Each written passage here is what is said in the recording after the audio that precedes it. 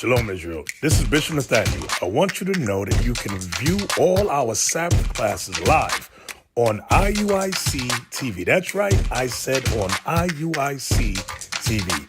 Download the app today. Shalom.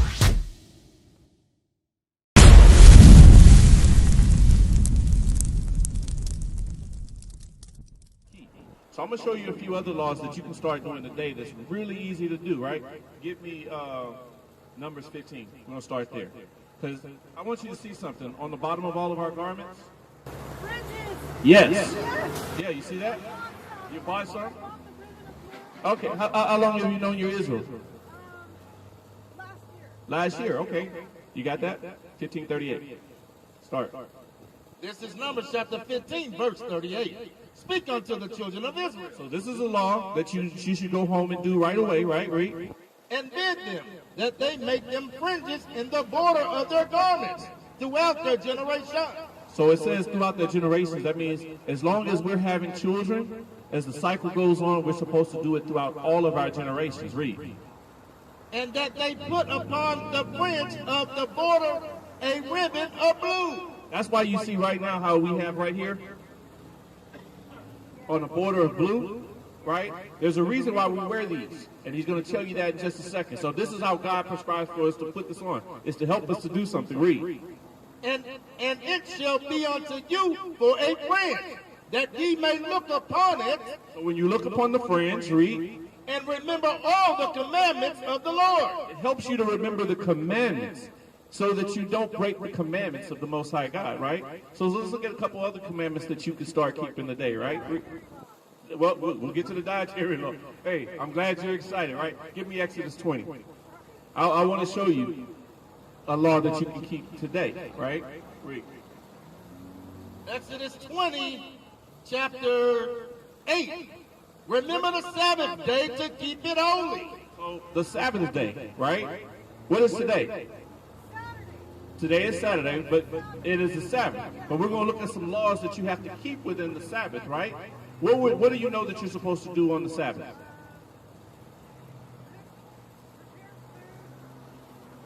Okay, here, I'll go over. We're going to go over read. 6 days shall thou labor and do all thy work. So 6 days shall you labor, right? And do all your work, read. But the seventh day is the Sabbath of the Lord thy God. It is the Sabbath of the Lord, read. In it thou shalt not do any work, thou, nor thy sons, nor thy daughters, thy maidservants, nor thy manservants, nor thy maidservants, nor thy cattle, nor thy stranger that is within thy gate. That means anybody in your house, you're not to do servile work. That's what it's talking about, servile work, right? Another thing, give me Leviticus 23. Another law that you can keep, because remember, it's the Sabbath, right? 23 and start at verse 1. This is Leviticus chapter 23, verse 1. And the Lord spake unto Moses, saying, Speak unto the children of Israel, and say unto them concerning the feast of the Lord, which ye shall proclaim to be a holy convocation. A holy convocation. You know what a convocation is, sis? A convocation. All right, a holy convocation. When you were in Christianity, what did you used to do on Sunday? What's Sunday normally? Go to church, right? That's a convocation. That's to go. You're supposed to go in fellowship, right? So on the Sabbath, read that again. Proclaim to be holy convocation, even these are my feasts. 6 days shall work be done, but the seventh day is the Sabbath of rest and holy convocation. A holy convocation, read. Ye shall do no work therein. It is the Sabbath of the Lord in all your dwellings. So you're supposed to congregate. So one of the things that we have a school. Today is the Sabbath, right? So let me ask you a question, because I heard you say earlier, you say you got all day, right? So we want to invite you to come out to the school, right? That's called a holy convocation. This is the day where you get to come and be with your own brothers and sisters, right? You come, you fellowship, and you be a part of your brothers and sisters. We're keeping the Sabbath. We're honoring God. That's what we do. And then another one that you wanted also was a dietary law. I know you were here when we were going over that in Leviticus 11, right? Where we said pork You know, these are laws that you. I don't eat any of that stuff. What about shellfish? No fish, just salmon, and none of that stuff. Okay, let's read that. Start at verse 7. No pork. This is Leviticus chapter 11, verse 7. And the swine, though he divideth the hoof, and be cloven-footed, yet he cheweth not the cud. So that's a law that you say you're already keeping, right? Read. He is unclean to you. Of their flesh shall ye not eat, and their carcasses shall ye not touch. They are unclean to you. These shall ye eat of all that are in the waters. Read. So now we're talking about what you can eat in the water. Whatsoever have fins and scales in the waters. So you said you eat salmon, right? That has fin and scales. Flounder has fin and scales. So we're talking about fish with fin. So can you eat shrimp? No. Can you eat crab? No. Lobster? No. You have to, if you understand the history of those things, these were things that were given to us in slavery. Remember, when I read Psalms 83 earlier, where it says they have conspired against thy hidden ones, they have come together to make us forget who we are by breaking God's commandments. You got that? So what I'm showing you is that all these things that we're to do, these are easy laws to keep, right? I got kicked out of church You got kicked out of church? because I wouldn't fornicate. You wouldn't fornicate? Wait, they kicked you out of church because you wouldn't fornicate? Yeah. With the pastor? No, just they were trying to push me onto a brother, and I didn't want to be with him. Okay. Yeah. So I did as best as I could in that situation. The church. Yeah. 13, So I'm done with church. That's why I'm laughing. This is Nehemiah, verse 15. In those days saw I in Judah some treading wine presses on the Sabbath, and bringing in sheaves, and lading asses, as also wine, grapes, and figs, and all manners of burdens, which they brought into Jerusalem on the Sabbath day. And I testified against them in the day wherein they sold victuals. Hey, bro. Hey, how's it going, man?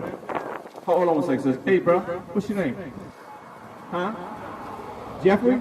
Do you know that your history is hidden from you in the Bible? How do you know? We're going to show you, since I'm going to come back to that in just a couple more things. I'm going to show you your history according to the scripture. Because that was the question I asked you. How can you prove it? And did you know that it was hidden from you in the Bible, right? All right. So give me Deuteronomy. I want to show you some things. How did we get over here, first of all? Cargo what? We came over here as slaves, but what was the mode of transportation? What kind of ship?